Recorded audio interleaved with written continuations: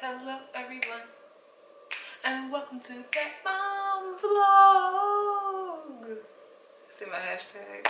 Today I am talking about raising multiples. So that could be twins. I don't have experience with that. I remember we wanted Victoria to be a twin. Thank you, Lord, for letting her be a singular child.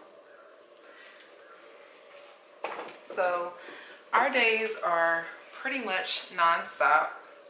They wake up at like 7 o'clock, but really we wake up at like 6 during the week for school and work. So on the weekend they can wake up at that time too. They go to bed about 8, and it's, maybe 2 out of 3 will take a nap.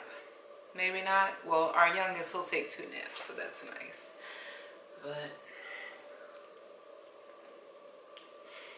being prepared is an awesome tip that I can share with you guys. It's something that helps reduce stress for me. If I'm ready to just wake up, get the kids ready, even if I have breakfast already prepared or I know what I'm going to do, if I'm up before them, it just helps so much versus, them running around the house after they're already ready while you're trying to prepare the bag. Do I have everything? Let's just go. And then you don't have everything. Where are the wipes? I do pretty much keep my diaper bag stocked full of stuff, so at the end of the day, whatever we're doing, I'll take out all the garbage and I'll restock my diapers. I usually take like three a piece for my boys, make sure my wipes are in there, make sure I have some snacks. One thing that I'm not good with is packing snacks for myself, so I will try to throw like an extra bag of something in there for me, maybe a banana, but then, they'll have like a banana, apple a piece. They'll have like, what do we have? Veggie straws, pretzels. What's one more thing that we might have? Animal crackers. Maybe we kind of cut back on the animal crackers. We're trying to do like more healthier things. Things that are alive, that'll keep us alive, like apples and bananas and things. You bite into an apple and it has a seed. You can plant it and it'll grow into a tree. Animal crackers, not so much. Waking up earlier, like I previously mentioned, helps a lot. Going to sleep when they go to sleep, and then you don't really need as much time as they do. So like if I go to bed at 9 o'clock, I can wake up early and just have some quiet time. I can have some time with God. I can have some time to prep my day. I could do some things that I want to do to get off of my list. Okay, and then stress relief. For children, they can do the counting. So if they want to count till 10, Daniel the tiger said, stomp your feet. I was like, Daniel, that's why you my dog. That's kind of a mix up in between a Florida song, that's my dog, and then Tommy from Martin, who never had a job. I think he passed. Rest in peace. Getting on their level sometimes. So if we're standing up and you're 6 foot, or you can be 1,000,000,000 feet, when you're in front of a child, no matter what size you are, getting on their eye level, calm, instead of yelling from another room, which I still do. I'm an expert at yelling from another room, but that's something that you can do if you feel like their listening isn't happening, understanding isn't happening. So that's another tool that I use when I remember. Laughter. Yesterday Victoria didn't want to talk and she just, so I just made her laugh. I said something silly that she liked, and then she opened up and we were able to communicate about what was going on. I tell them the kids they could bounce a ball or hit a ball. Sometimes that helps. So, and then, the kids, they're still learning how to communicate their feelings. So just trying to give them different outlets and just say, they're working on feelings this month in school. So how do you feel? How does that make you feel? Can you tell that to Luke? Luke, I didn't like that. Can you do this? Things like that. Stress relief for mommy. I got a whole list, and daddy. In the moment, I have walking away, which is something that I need to make sure, we all need to just do better. But walking away is one. Breathing and counting. So sometimes to let my kids know I'm crazy, I'll count out loud. 1, 2, and I also count for them to like you got 5 seconds before discipline happens, so that, you know, so they don't know what's going on. They just look at me like, I'm like, that's right. Sometimes I just pray out loud, Lord, give me some patience. I need some strength. Tell me what to do. You know, so that way they can hear me communicating with God. And it's okay if it's a little crazy, but that's what I do. Okay. At the end of the day, take a bath. I'm more concerned usually with making sure the house is clean. And one time Todd told me, my husband, that he knows that people live in the house, you know, because I was so worried about making sure the house was clean. But right now I can tell you that there's a blanket from a visitor we had this weekend on the couch. I see a brush, there's books, a toy on the floor, the kitchen. I mean, everything. Just, I can do it later though. Right now I wanted to make this time for us so that I can record this video during the natural lighting. Ooh, ball is life. Psh, as I hang off the rim. Excuse me. But taking a bath, bath bomb, music, candlelight, just to try to woosah, relax, remember who Claudia is, and just, you know, kind of just get back so I can be 100%, or, you know, some of that. Journaling is something good, where it's a healthy way to vent, and it's not like you're putting your stuff on somebody else, and it's like you can really rip it up and throw it away, or you can just keep it. So I journal time to time. I feel like there's never time for it. Making time for your partner, if you know what I mean. That's a stress reliever for everybody, okay? If your kids can open the doors, make sure they're locked. Make sure they have something to do with their time. Like TV, I think, you know, okay. Coloring, they have like adult coloring books. They have, you know, the little tiny, they have a flower and it has like 1,000 pieces to it. So that could be something if you're into that. Laughing. So if you want to watch a comedy, a movie or a show, a video, anything that makes you laugh. Talking to a good friend that you know is about the shenanigans. Walk around the block. And that's something that you can do at the beginning of the day. I used to walk a lot. Before Daddy would go to work, I would just take a walk. If I had 15 minutes, I knew what time he woke up. So if I can do it, it was no guilt because the kids were asleep, my daddy was asleep. And it's not like he was saying I couldn't do it. It was just like the mommy guilt of everybody needs me, so I must be in place. But it really helps if I can just jumpstart like, okay, I'm awake, I'm energized, I had my time. So I'm going to make it to at least to nap time. Praying, so having that, like I said, the prayer time with God. Maximizing your time, having a plan, being prepared.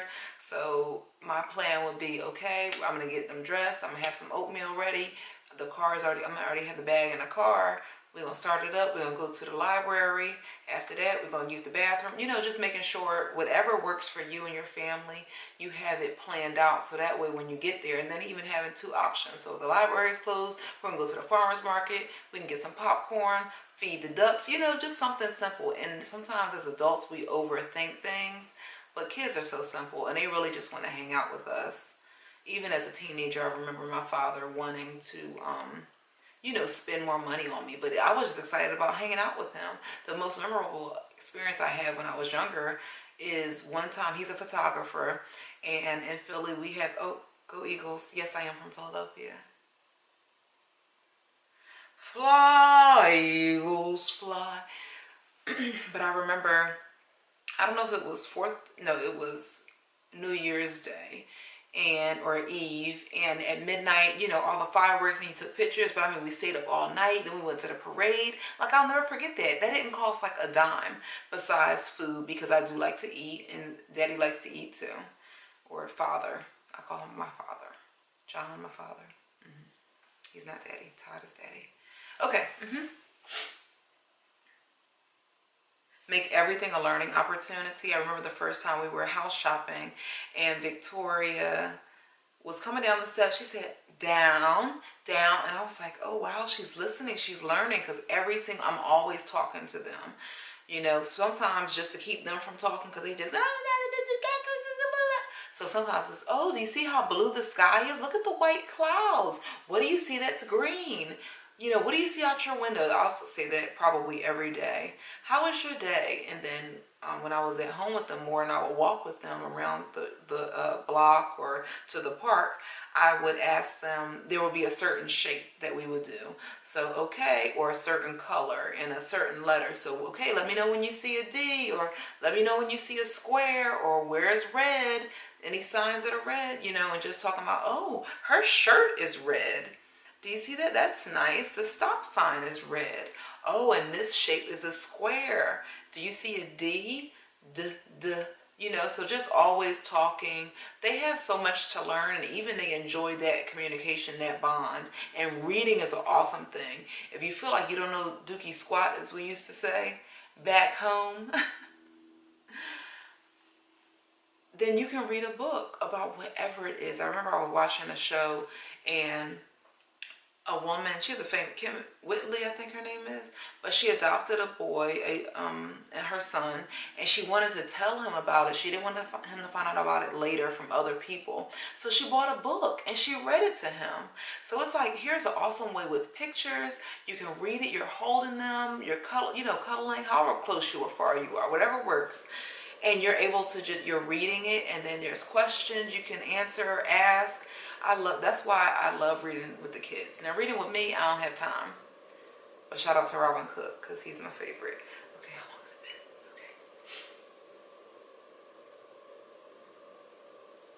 Okay. You can talk about opposites, shopping. You can talk about prices, how much money you're paying, how much you're expecting back. It's important to count your money because, you know, just every single thing I talk about.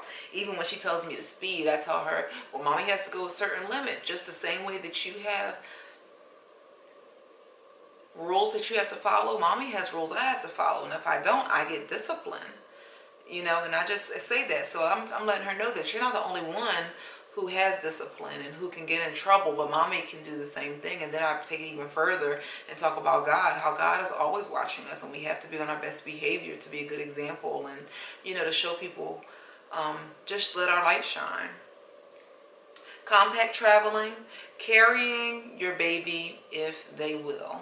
It's like a hug, and you can use your arms. I loved it. I carried all three of mine. Michael, I'm not carrying as much. I don't really know why, but he will. If I remember, I can put that on. I can put one in the shopping cart, push. But it's even nice, like if you have one you carry, and it's like you could walk away from your shopping cart and not wonder if somebody's trying to steal your baby. So I love it. I went on a walk one time with it. What else have I done? I love it. You could do anything. Clean up the house. I haven't tried it yet. It's not that serious for me. But they have different carriers, whatever works for you. I have a jogger that I absolutely love.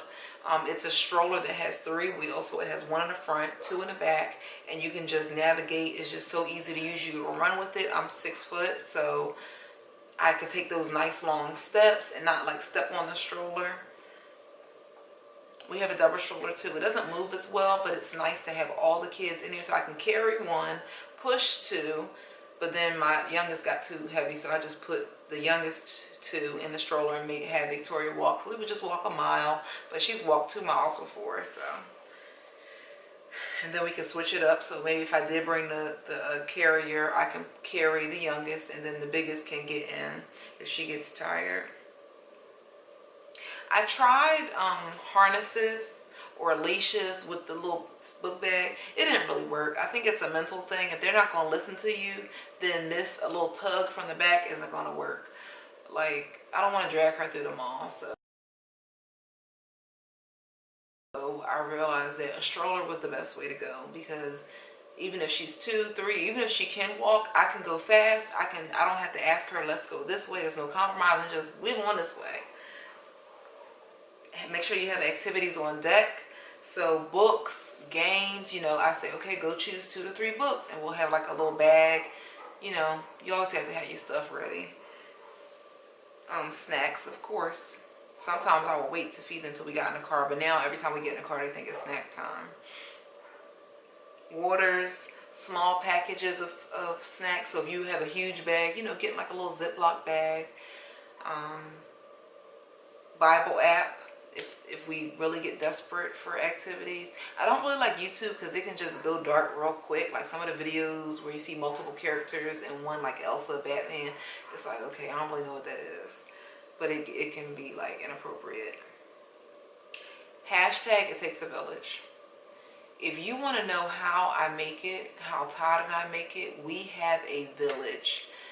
And it doesn't, our village, your village can look like whatever it needs to. We do not have blood relatives in the city that we live in, but we have sorority sisters, frat brothers, family, church family, alumni from Bethune that we know, we trust, we love. They give us advice. They help us with date nights. They help us with babysitting, help pick us up from school. They pray. I had a breakdown, a huge breakdown this week where I was just like, I'm not a good mom. I don't know why God gave me these kids. Like, what am I going to do with them? I mean, and it's been going on for a while, like just the stress of it all. I feel like because of my previous video sharing my testimony on my relationship with God, but that's okay. I'm here for the test and I will pass it. And I mean that. That's right in the devil's face, honey. So he can bring what he want to bring, but I know God will protect me and he'll keep me, and I'll be able to encourage myself. And if I can't encourage myself through just remembering how awesome God is, my village, I called my prayer partner and was like, just word vomit, just everything that was going on. And she was able to quickly identify some issues, what I needed to do, making sure I stayed focused. I text some of my friends who I know that are believers, that have children, that could relate to what I was going through, and they were like, you're not crazy. There is a purpose for what you're doing, what you're going through right now. The children have purposes, and it'll be beautiful when you're able to experience what it is, and you'll see why they gave them to Todd and Claudia to raise. Some sent scriptures as reminders to forget what I have to say, depend on what God has. And then Zaddy brought some ice cream and sandwiches. Guys, don't forget that you are that mom, that sister, that friend, that wife, that hashtag fill in the blank. Have an awesome day. I love you guys and be encouraged.